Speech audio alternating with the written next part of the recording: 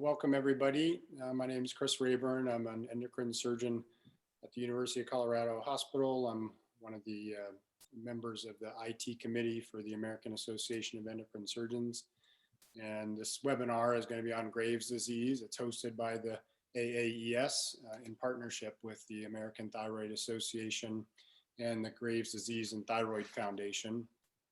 And we are privileged to have an esteemed panel of experts in thyroidology and thyroid surgery. And I'm going to have them all introduce themselves now. Hi, I'm Courtney Gibson. I'm an endocrine surgeon at Yale New Haven Hospital. Good evening. Go. I'm Abbey Fingeret. I'm an endocrine surgeon at the University of Nebraska Medical Center in Omaha. Hi, I'm Vic Bernet. I'm an endocrinologist at Mayo Clinic in Florida and president of the American Thyroid Association. I'm Lilah Morris-Wiseman. I'm an endocrine surgeon at the University of Arizona in Tucson. I'm Julianne Sosa. I'm an endocrine surgeon at the University of California, San Francisco. I'm the treasurer of the American Thyroid Association, and I was an author of the 2016 ATA guidelines about thyrotoxicosis and hyperthyroidism. I'm Rohit Ranganath, endocrine surgeon at LSU Shreveport, member of the IT committee, co-hosting the event with Chris. Thanks, everybody. And so the way this will work is that we have some sort of basic questions, kind of an outline of topics to discuss today, but we will also be going over any of the people attending the webinar. If questions come up, if they're relative to the discussion, we'll try and address them in real time, but otherwise we're hoping to have a little time at the end to answer any questions. But just remember that this is not for very specific patient issues that you might be having. We're trying to keep the discussion kind of more general. So to start off, just very generally, what are the main treatment options for Graves' disease, and what are the factors that we use to sort of help guide the decision of which treatment to use? So I would comment that the main things that we talk to patients about as an endocrinologist when I see a patient with Graves' disease is one, anti-thyroidal medication, so pills that you can take that will slow down the thyroid. There's also radioactive iodine, which you can take advantage of the fact that the thyroid concentrates iodine, and you can add radioactivity to it, and it will destroy the thyroid over several months period once that's delivered. Meaning you end up on thyroid hormone replacement therapy for the lifelong. And then of course there's thyroid surgery, where you have a surgeon fully remove the thyroid, and again you end up on thyroid hormone replacement therapy. I think that, what are the, I'm sorry, Lilah, go ahead. What are some of the kind of general things that you use in terms of, helping patients to decide how to treat their Graves'? I think I was rereading the guidelines from the American Thyroid Association, and I love how the individual decision-making is highlighted there, because I think the decision-making is really based on the patient, their comorbid conditions or other health problems that they may have. And then also, things like if a patient is a woman looking to get pregnant in the next 6 months, then potentially surgery would be a better option than antithyroid drugs or radioactive iodine for that person. If people have a lot of other health problems, then potentially surgery would not be ideal, and another, antithyroid drugs may be better. So I think there's a lot of individual choices involved. I might sort of step back at a really macro level and observe that the management of Graves' disease and hyperthyroidism is very different in different parts of the world. Here in the United States, it's like everything else, it's a little bit of this and a little bit of that. But if you were to go to Japan, say, almost uniformly, patients with Graves' disease are treated with surgery. And so I think one thing to understand, as you've already heard, is that there are different strategies. And there are many different considerations, including cultural ones. And the takeaway, I think, should be that in the end, I don't think there is a right or wrong approach, broadly speaking, but there is often a best or at least better approach for a patient based on their unique life experience and truth and their risk factors for different complications from each of the different strategies, because none is perfect. I will also just say, even though I'm a surgeon, I will say that the majority of patients, probably around 70% was the last measurement I saw, do undergo radioactive iodine treatment. But I suspect, and I hope we talk about this today, I suspect that that will evolve over time as new treatments come online, new information comes online, particularly around potential complications. I think it's important to focus on the fact that, yes, all treatments have their pros and cons and can be very effective. There is often a misconception that medical management is a temporary treatment, that a lot of patients go into remission by being on medication. So it definitely should be patient-centered based on what the concerns are of the patient. So yes, like childbearing age women will, are going to be reluctant to undergo radiation and then have to have a time where they have to be, not try to get pregnant or protect against that. There are patients who are definitely afraid of surgery or anesthesia. And so you have to consider those factors as well. So I think, yes, it's important to say that all treatment options, medication, radiation, and surgery can be very effective. They all have their pros and cons, but it's an individualized decision based on the patient's overall desires and what their concerns are about each treatment. And it's important, regardless of what your specialty is, to outline all the treatment options and what's available to the patient so they can make an informed decision. I think that one of the things that helps me when I'm guiding people to come up with this informed decision on their own is also looking at their laboratory values. We can measure the amount of the stimulating hormone that the immune system is creating that's activating the thyroid gland. For people with extremely high levels, it's less likely that they're going to go into remission with medication.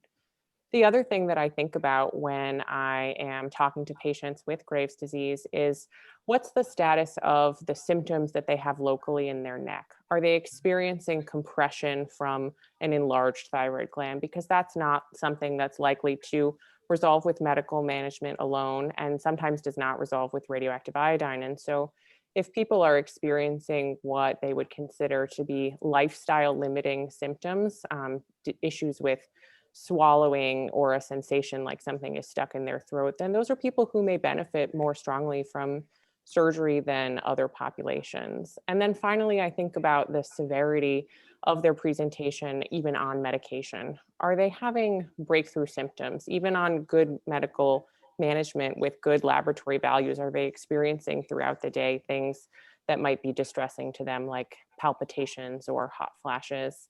And did their disease course ever require hospitalization? If they've had a thing called thyroid storm or severe thyrotoxicosis that required an admission to the hospital, that's someone that I might talk to about considering a definitive management option rather than continuing medical management. And so I think that what you're probably hearing from all of us is that this is a decision that has to be made in a partnership with you and your physicians and your family, and determining what's going to be best for you at that time frame. Great. I think those are all great points, and that's sort of a good general introduction to the issues that we're faced with and helping to guide patients through the treatment of their Graves'. But in my practice, I would say that the three things that most commonly are major considerations are the different treatment effects in terms of how they would affect pregnancy, Graves' eye disease, and the pediatric population. So I'd like to hear your thoughts in terms of, in those different three scenarios, what are the considerations? Let's say somebody is pregnant and really does not want radioiodine or surgery. And are anti-thyroid medications safe and effective during pregnancy? Before you go there, if I can just qualify what you said, I think there's a couple of other big concepts. One is thyroid cancer. Thyroid cancer, when seen in the setting of hyperthyroidism, tends to be a more aggressive disease. And in the old days, sometimes we didn't really study patients to make sure they don't have thyroid cancer before committing to a strategy other than surgery. And I think that is not the right thing to do. So thyroid cancer, you have to consider it and make sure that that is not on the table. And the second is goiter. Many patients with Graves' disease have goiter, and if you have goiter, you may have symptoms of compression. And symptoms of compression obviously are amenable to correction by surgical strategy, but really not by the other strategies. So I think you've highlighted perhaps the most challenging controversies, but definitely some of these other things will drive decision-making. And from a surgical perspective, I don't know what others think, but risks from an operation are very important. So complexity of comorbidities, not just the severity of disease, should be considered. And I would add to that, every one of these panelists, when we're talking about surgery as an option, we're recommending surgery by an experienced high volume thyroid surgeon. We know that outcomes from thyroidectomy or removal of the thyroid gland are greatly improved if you have a surgeon who has experience and expertise in this area, like those of us that are fellowship trained endocrine surgeons. And we actually have an ability to find an endocrine surgeon in your area on our website as well. And I would, as a non-surgeon endocrinologist, would emphasize that as well. We work closely with high volume surgeons, and actually it's a misconception. Many people think that a thyroid cancer surgery is more difficult than Graves' disease, which is benign, but the Graves gland is very vascular, and we see many more complications in patients from surgery done by a non-high volume surgeon with a Graves gland, because it's vascular and it leads to a more difficult surgery. So definitely, when surgery is being considered for the treatment of hyperthyroidism, specifically Graves' disease, want to have an accomplished surgeon that's doing that for you. Yep, I would agree. And again, as mentioned, we have on our American Association of Endocrine Surgery site, it's called the Surgeon Finder, so you can find an experienced endocrine surgeon in your area. So back to our pregnant patient or somebody, let's say somebody who's desiring to get pregnant. So how does that factor in terms of, can they still get radioiodine therapy? How long do you have to avoid radioiodine therapy if you want to get pregnant? So that's a great question, Chris. I think radioactive iodine therapy can be done thoughtfully before attempting pregnancy, but because of the oocytes or the eggs that are maturing in the ovaries when you get treated with radioactive iodine, which gets excreted through the urine in the bowel, we would prefer women not get pregnant for at least 6 months. Higher doses for thyroid cancer, we talk about a year. And then it's probably even longer than that, because it's 6 months after the radioactive iodine, but you want to have your thyroid hormone levels very stabilized and nice and even before you attempt to get pregnant and such. And of course, we never use radioactive iodine during pregnancy. And the final thing I want to comment on, our thoughts about anti-thyroid medications in pregnancy have evolved over the years. At one point in time, we thought one of the 2 medications that was available was safe during early pregnancy, and then we would switch to the other type that we thought overall was more safe in general. And now both of them have been associated with some potential birth defects and such, and they're overall still very safe. And I don't want to send the message that, yes, if you're very hyperthyroid and you're pregnant, you need to be on your anti-thyroidal medications. But we're trying to minimize even small risks that don't happen often by numbers, but can be significant things for the baby. So we would, a little bit more of a preference of not having women on anti-thyroidal medications during pregnancy if we can avoid it. And from our surgeons, are you able to say Graves is diagnosed in pregnancy? Can you do a thyroidectomy on somebody who's pregnant?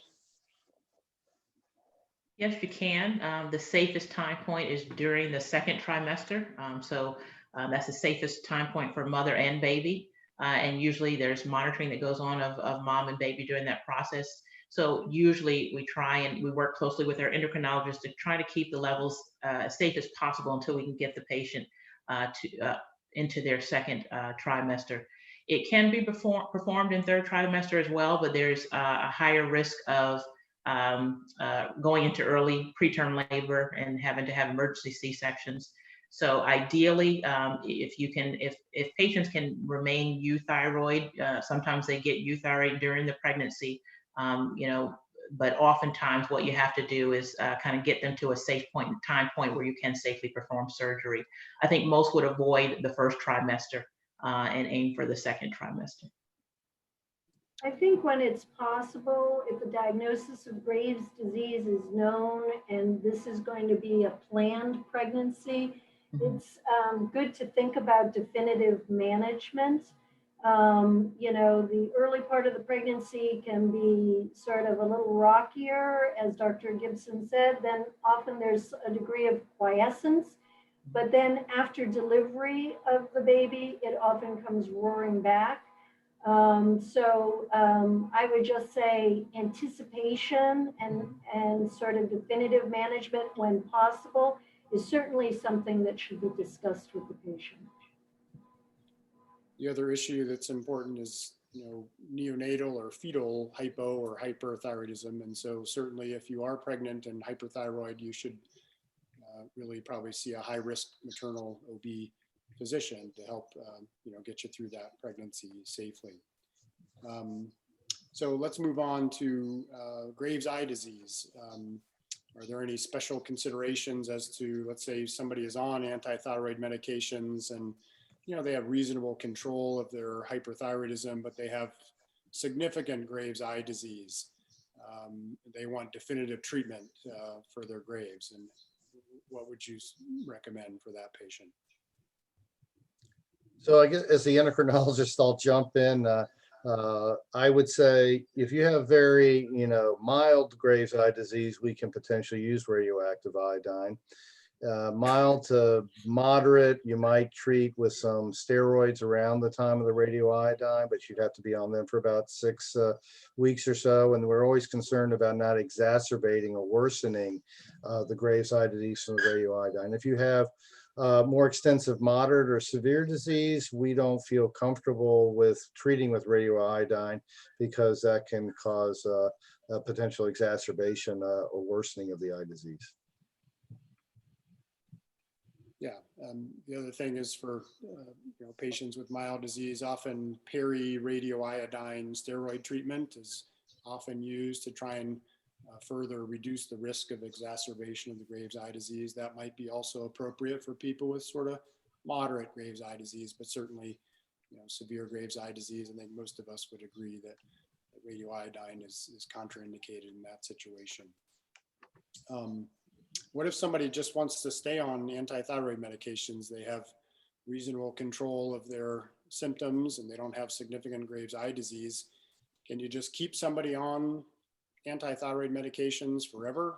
Are there any labs that might predict whether or not they might go into remission?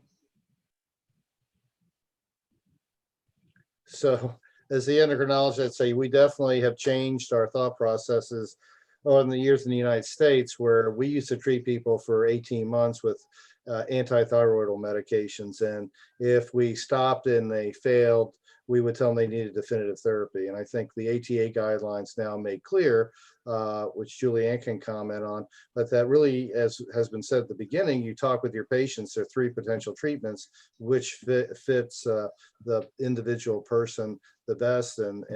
But you can do the antithyroidal medications based on data from Japan and such for 30, 40 years, and people can tolerate it well.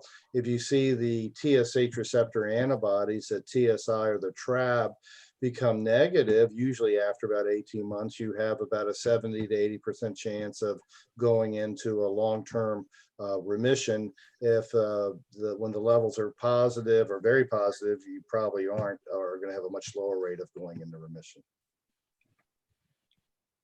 We have a question from the participants here about the pediatric patient. So who's 4 to 6 years old, hasn't yet had definitive treatment. What are the considerations in a younger patient? I don't know if any of you actually treat pediatric patients or not, but do you have any comments with this person?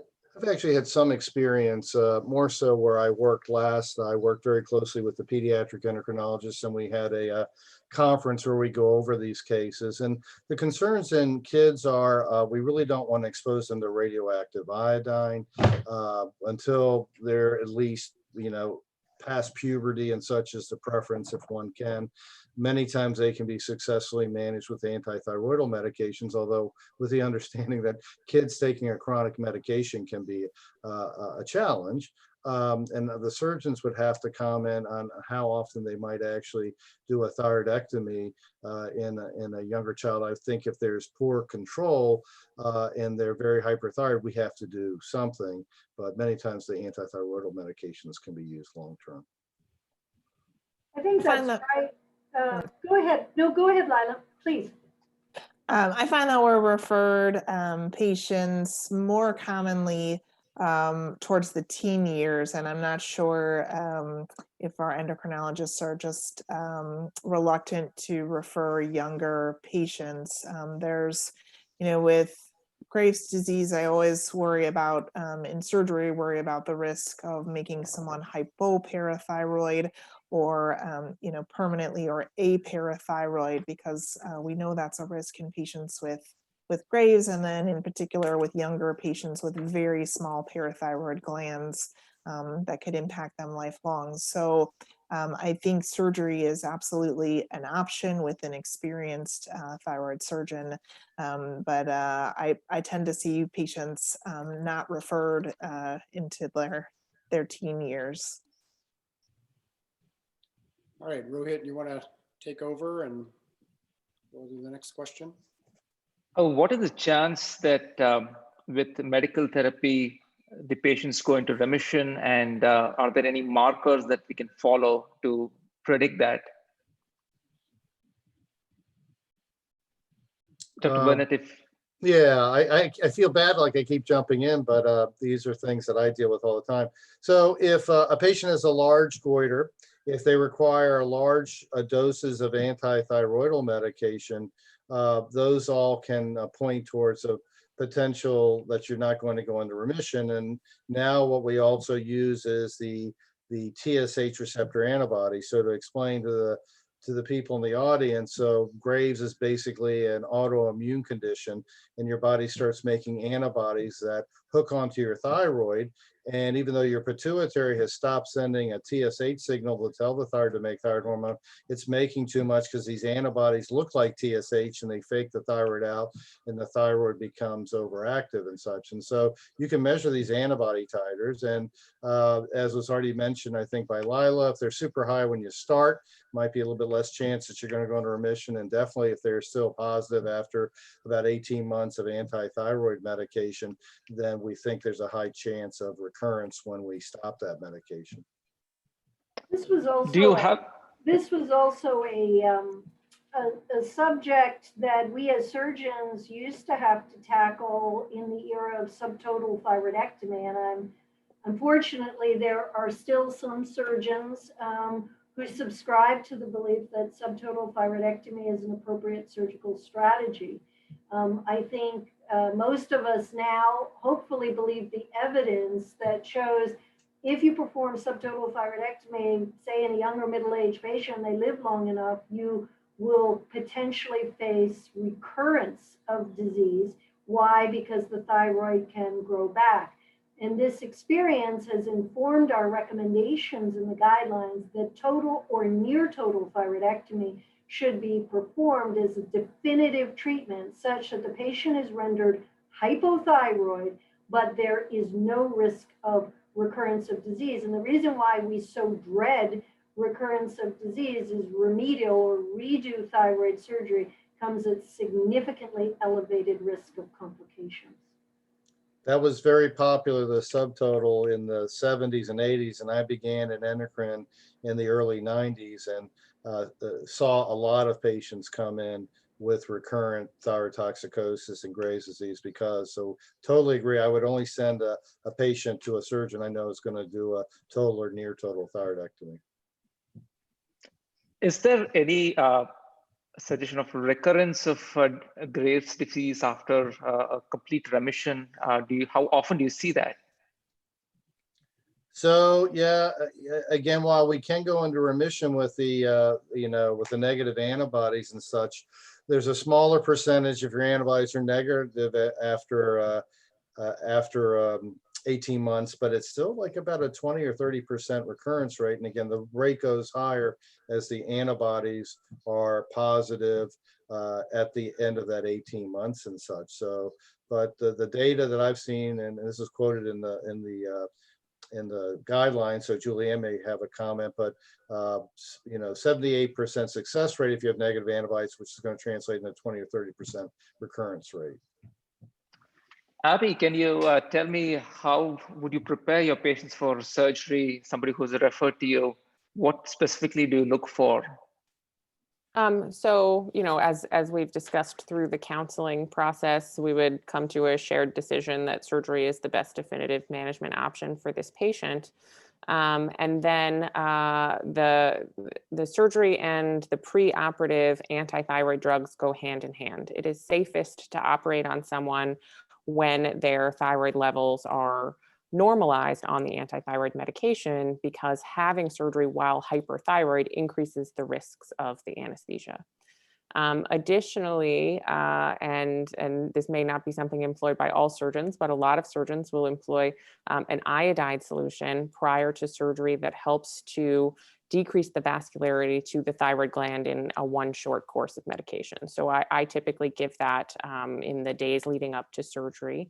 And then depending on the patient factors, I'm in the Midwest in Nebraska, and some of my patients come from many, many hours away. And so in those scenarios, I do tend to keep people either overnight or in town following surgery, though thyroidectomy for Graves' disease can certainly be performed safely as an outpatient procedure, depending on the patient's home status and their proximity to the health center. Courtney, with regards to the control prior to surgery, are there any other options other than used to render the patient euthyroid? So I think there's a couple things to note. So there are the thyroid hormone that's coming directly from the thyroid gland, and then there's thyroid stimulating hormone coming from the brain.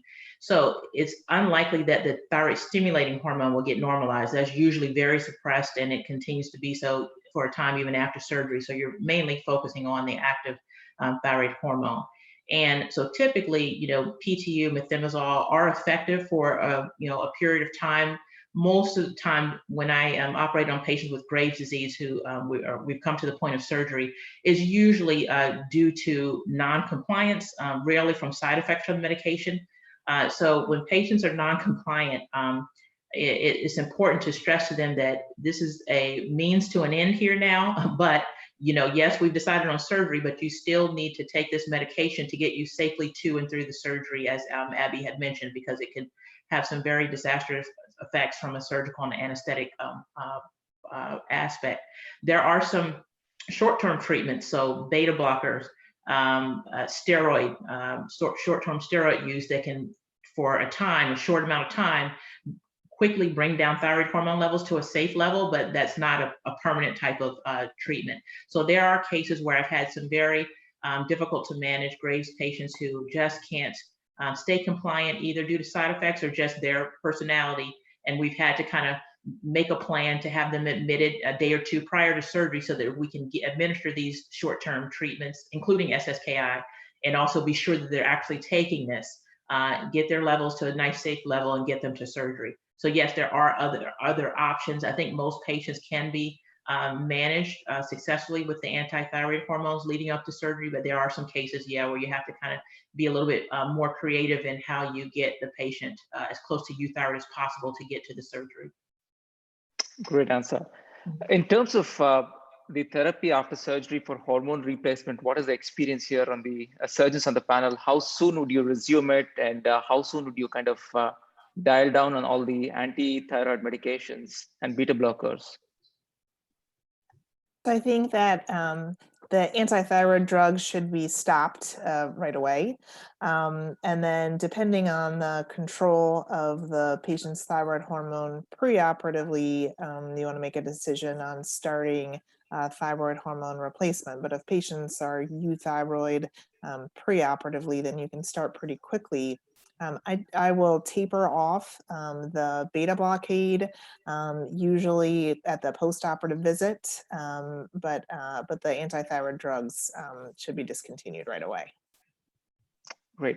I would, if I can say, I think experienced endocrine surgeons or experienced thyroid surgeons feel, I think, very comfortable managing most patients, but sometimes patients, and we haven't talked about this yet, but say patients present in thyroid storm, meaning acute thyrotoxicosis, where patients can have life-threatening complications from undermanaged or undertreated disease.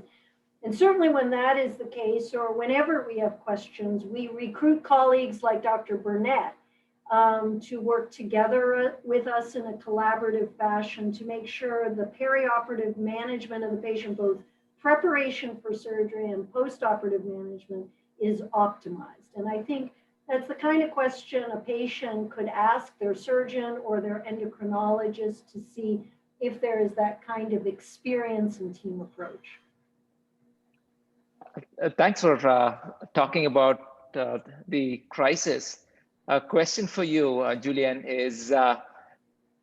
are there any emergency indications in a patient with Graves' disease for emergency surgery?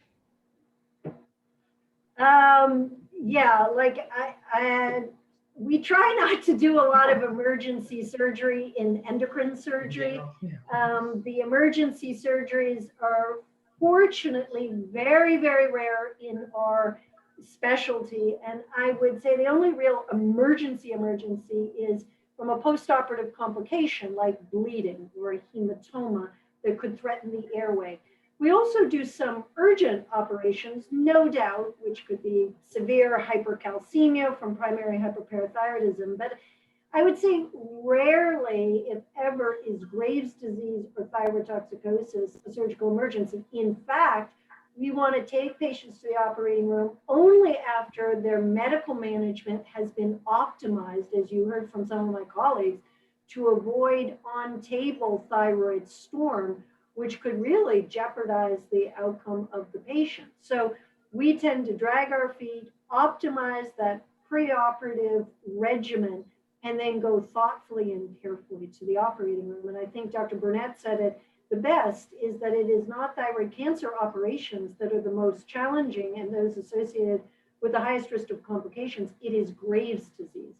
And that's why, one of the most important takeaways from this webinar, hopefully, is that if you can only ask your surgeon one question, ask how many she or he does.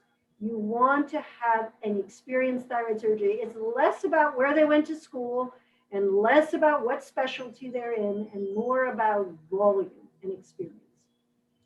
Julianne, I think I totally agree. One comment I would make, and it's a special circumstance, but does make it a little bit more urgent.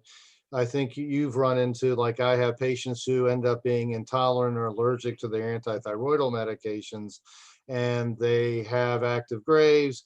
And sometimes what we do is we use something called potassium iodide and we get them prepped. But when we do that, we can get the levels of thyroid hormone normalized pretty quickly. And sometimes we use some steroids on top of that.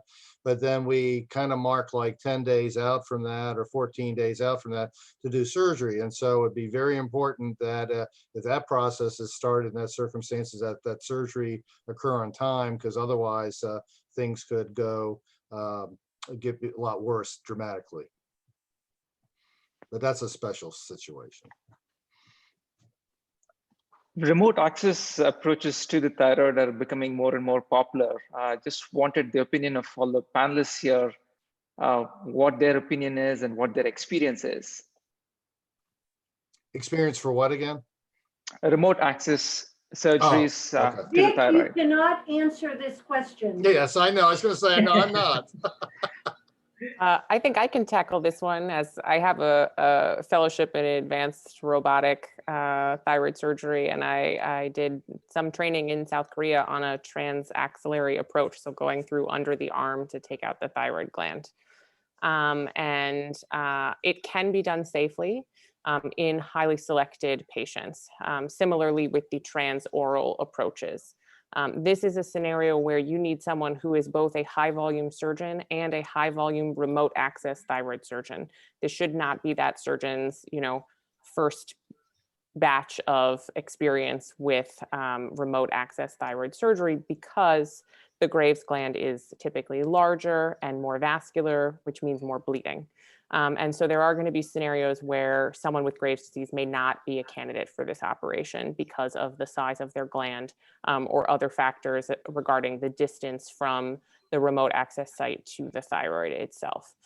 So it's not a definite no, but it's a highly selected patient population here to be able to do it safely.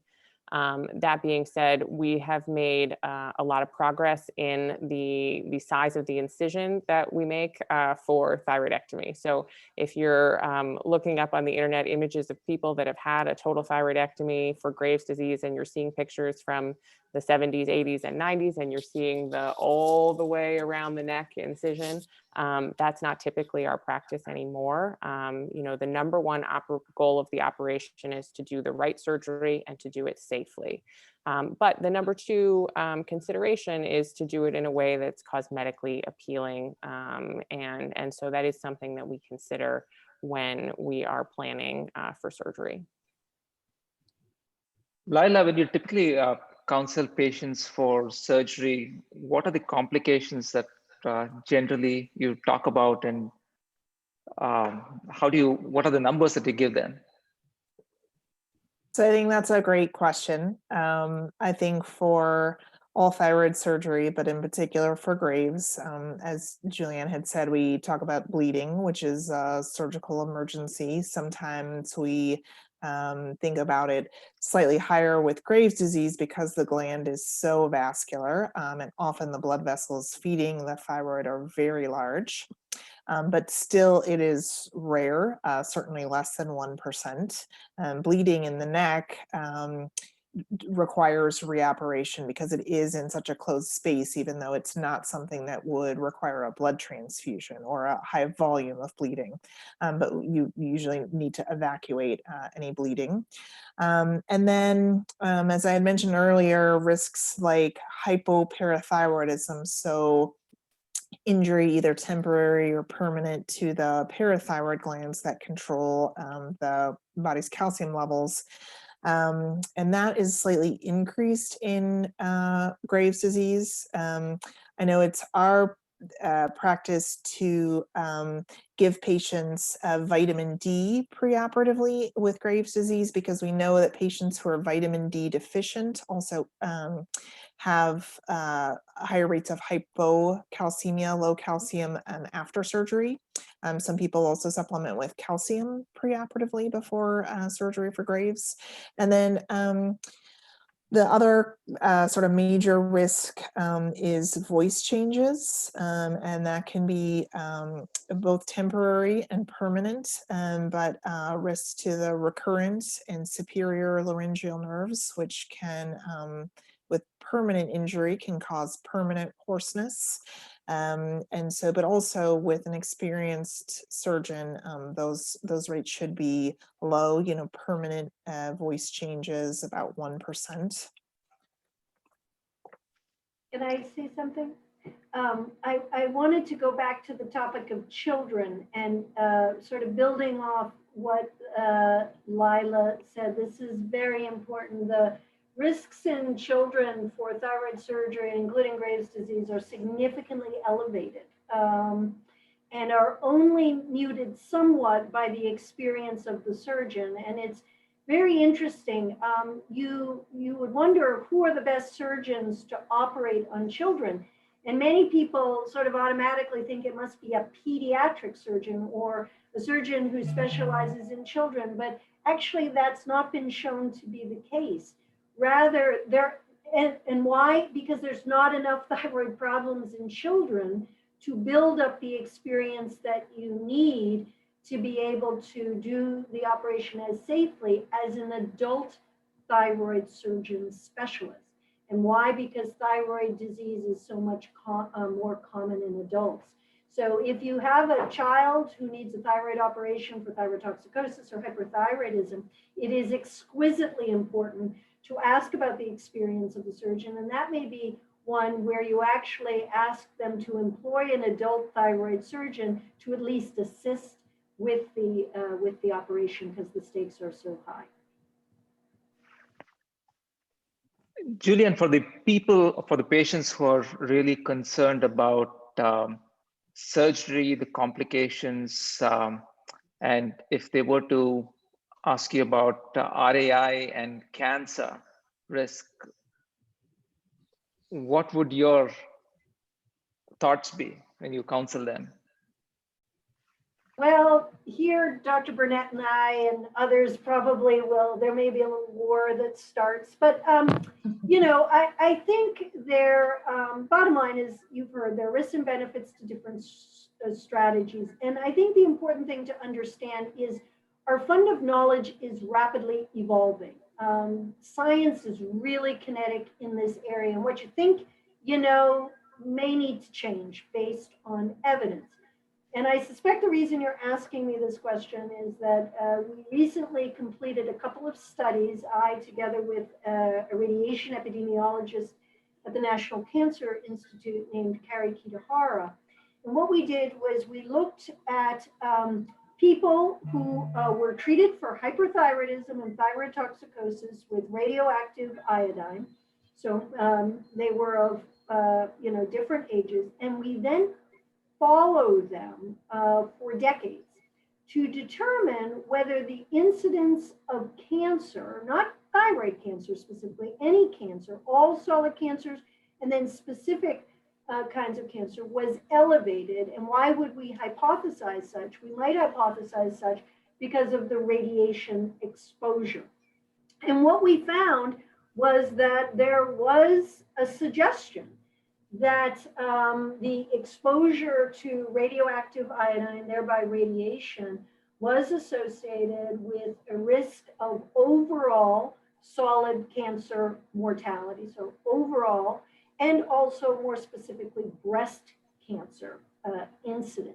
Do I think that this question has been definitively answered? Absolutely not. I think this is an important and interesting signal. It should give us pause, and I think we should see if we find similar things in alternative databases. The problem is it takes a long time to do this kind of study, like decades upon decades to figure this out. But I nevertheless think it's an interesting question you asked. It should give us pause. I personally think it should be at least discussed with the patient.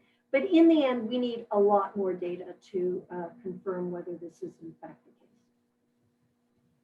And I would agree to the extent, I think that it's not quite answered. I think we do need more data.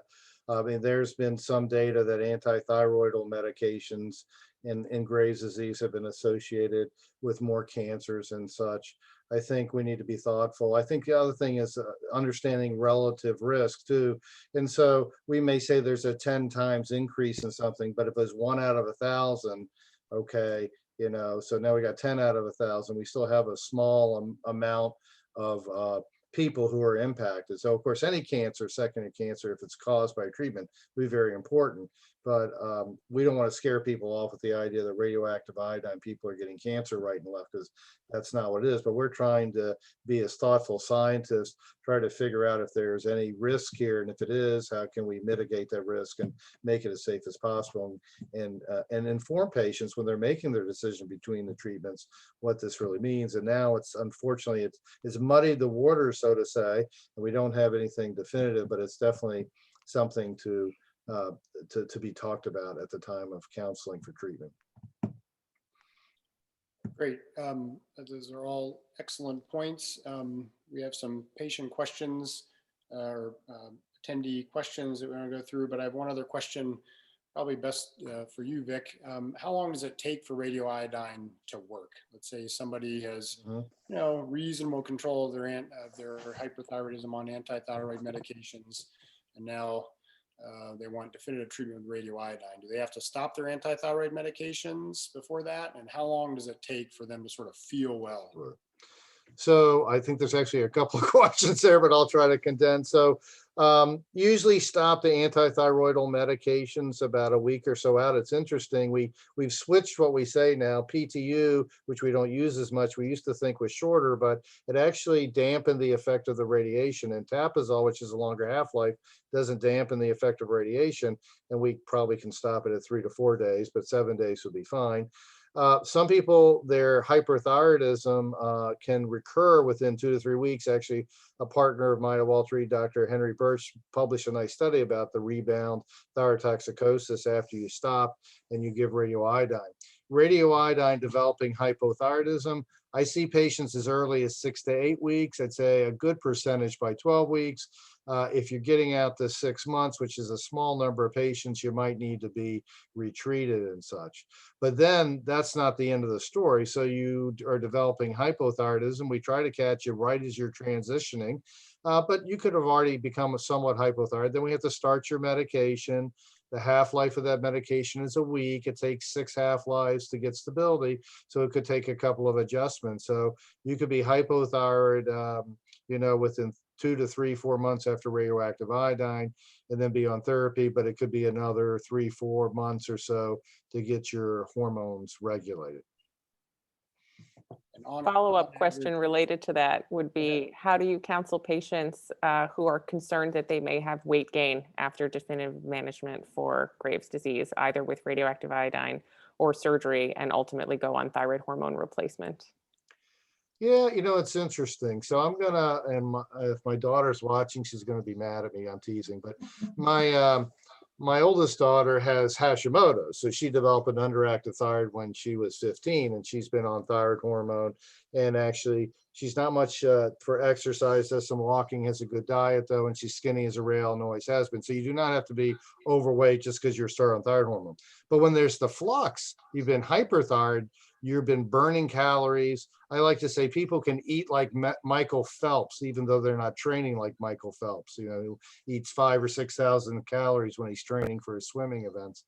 And what happens is the appetite will slowly drop, but not always. And then the metabolism crashes. And so you have to be careful. But if people are smart about their diet and stuff, whether they've had surgery or radioiodine and stuff like that, and are a little bit careful about that, and then start to do exercise as we allow them to do exercise when they recover from their thyrotoxicosis, long term, they shouldn't have weight issues. But there can be some weight gain. And it's not uncommon to regain.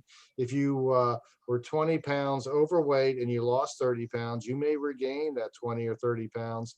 You can mitigate that by being careful, but there's a natural regression back up to the weight you were before you were hyperthyroid and you lost that weight. But we try to work very aggressively. This is why it's good to have an endocrinologist potentially on your team to make sure you get appropriate thyroid hormone therapy, that we're not undershooting, that we're checking recurrently and such. And again, some surgeons do this as well. A lot of times we work as a team in this session and try to get them euthyroid as quick as possible, because we don't want them to have a lot of weight gain. I think also educating the patient on how to take their thyroid hormone medication, because that plays a role in significant weight fluctuations that you may see. So you may have a group of patients who, and it tends to be an older population of patients who are on multiple medications. They just want to scoop them all up at once and take them. And although they are physically taking the thyroid hormone, is not being effectively absorbed. And so they are still clinically hypothyroid, which tends to lead to a slower metabolism and the potential for weight gain.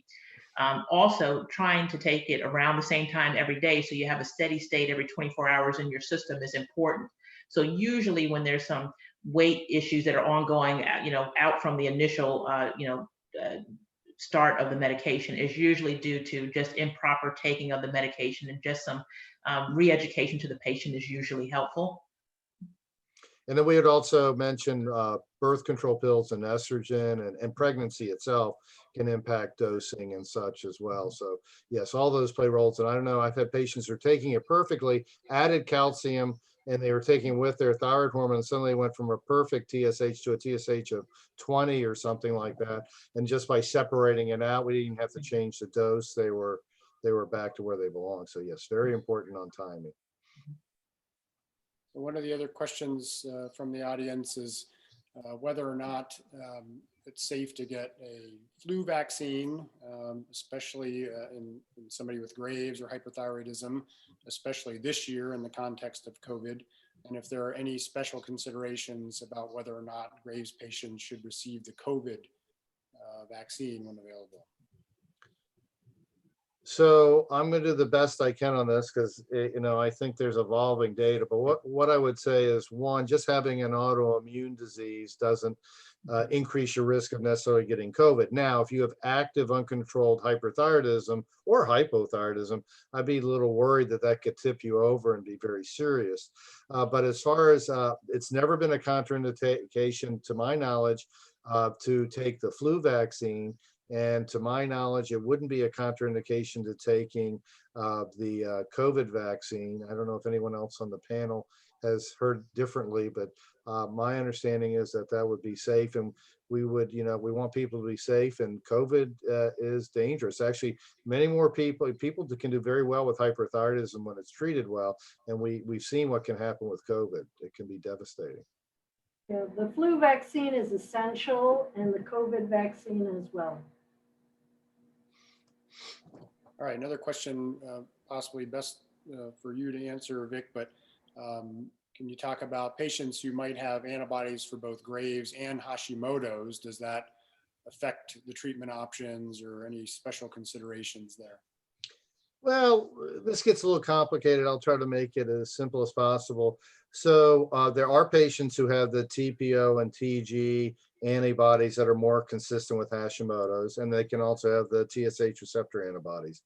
What we find is some tendencies that those Hashimoto's antibodies can be damaging to the thyroid. So there are patients who can be thyroid toxic, but then they actually become hypothyroid, it burns out, or they zigzag and we give them a medication to slow their thyroid. Then they get so slow that they get hypothyroid, and then we come off of that, and then they bounce back and forth. And that's luckily a very rare, small percentage of populations, but you're talking to somebody with 30 plus years experience who's seen a lot of things. So we have a term called hashitoxicosis, but in reality, it's kind of Graves, but it's just got heavy Hashimoto's going on. And sometimes it actually, what we see is patients who have fairly prominent TSH receptor antibodies, but are not that thyrotoxic.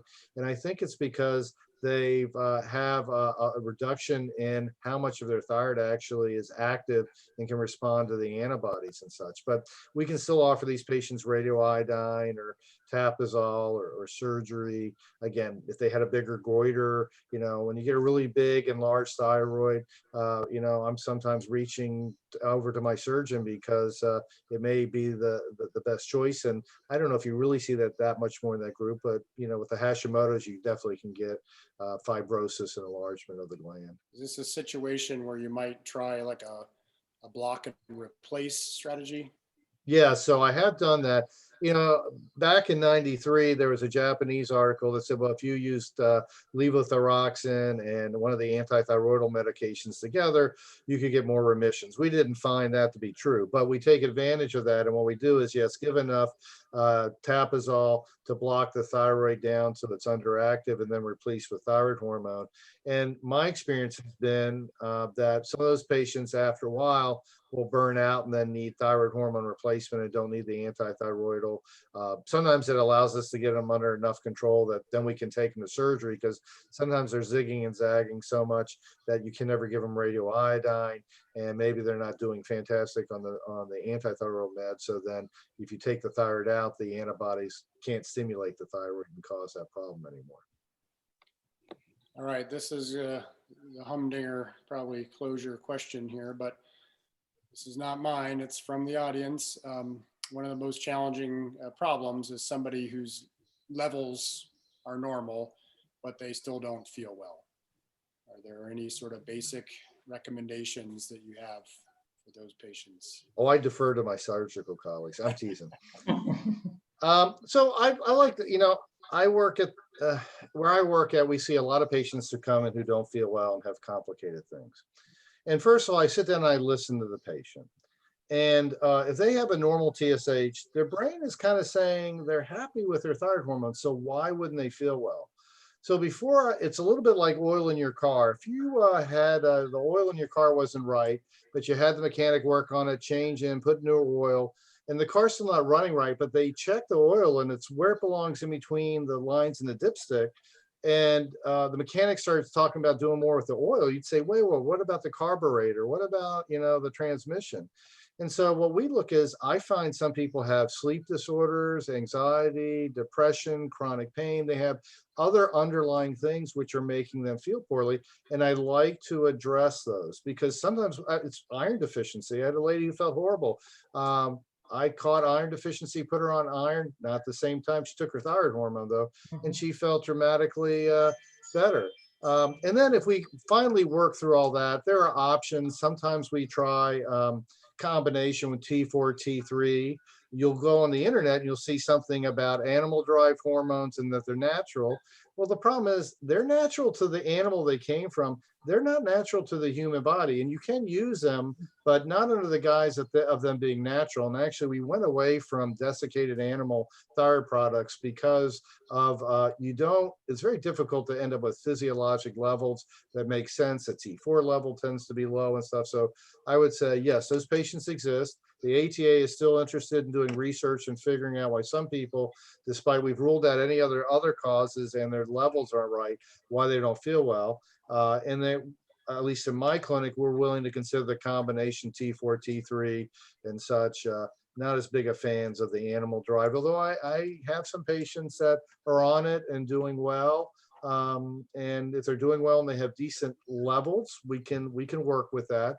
What we really are unhappy with if the TSH levels are kept suppressed, because then we're increasing risks to the heart and the bone and the nervous system, and it's not good for patients chronically. And then we really want to figure out why they would need excess thyroid hormone to feel okay. And that could be this could be a whole lecture in and of itself. So I don't know if my surgical colleagues have any comments to add beyond that. No, I think that's right. There's an art and science to thyroidology and endocrinology. I think always the most important thing is to exclude non-thyroid, real pathologies that could be causing a patient to feel unwell. So I completely agree with Dr. Bernet. We listen carefully and have to think within the thyroid world and then outside of the thyroid world. And then when it comes to the thyroid, I think there are some of these alternative strategies to think about.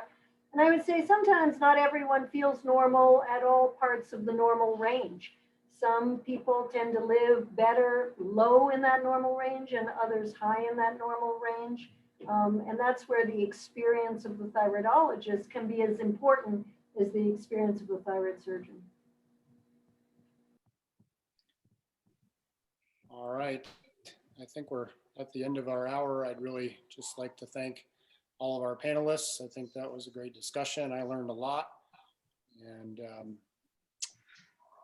just really appreciate everybody tuning in. Well, I very much appreciate being able to hang out with a bunch of thyroid surgeons. So thanks for having me along. Happy holidays and stay healthy to everyone in the audience and on this panel. I second that. Thank you. Thank you. Thank you, everyone. Thank you. Bye.